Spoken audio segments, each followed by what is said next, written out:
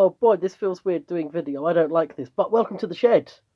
A shed where no robots have ever been built before. None whatsoever. Until now, because this is Tropical Storm Phil. Phil is finished, mostly, sort of. It all actually works, and I still can't quite believe that.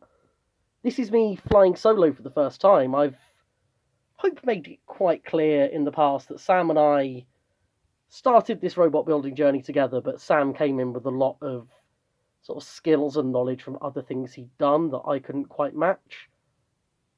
I've just kind of let Sam do a lot of the hard stuff on a lot of builds, but this one is all me, and boy does it show! This is probably its best angle, and it's not very good, but I think if we look at the motor mounting, see there's some good wonkiness there. Oh, hello, Gary Gin t-shirt in the reflection. That's really fetching. Everything's a bit janky, but it's basically just a rebuild of the Tropical Storm Phil version 0.3 that went to RoboNerd, except made of actual proper materials. And thankfully, not using a material that was 5mm thick has opened up a lot of space on the inside, so things actually fit much more nicely. The servo is no longer complaining because it's butting up against the wires that are underneath it. Everything's just got that little bit of room to manoeuvre. There's still a little bit of hot glue. Things are hot glued down. Just run with it. It's fine. At least the battery isn't permanently hot glued in this time. Yes, that is a drill bit. I'll explain later. It is the front hinge of dreams. It even includes a little bit of fishing line. Fishing line is basically there. If I use the servo just with an arm on it, the pivot would be here, halfway up the wedge.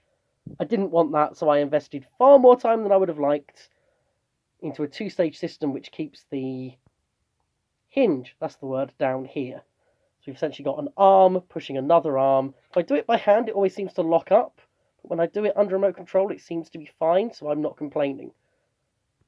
The fishing line just makes sure that it will retract again. It self-rights from all positions.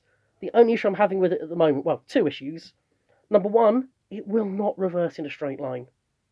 No idea why, it just seems really finicky in reverse. The other issue I'm having... Where's the other issue I'm having? Oh yeah, wheeling.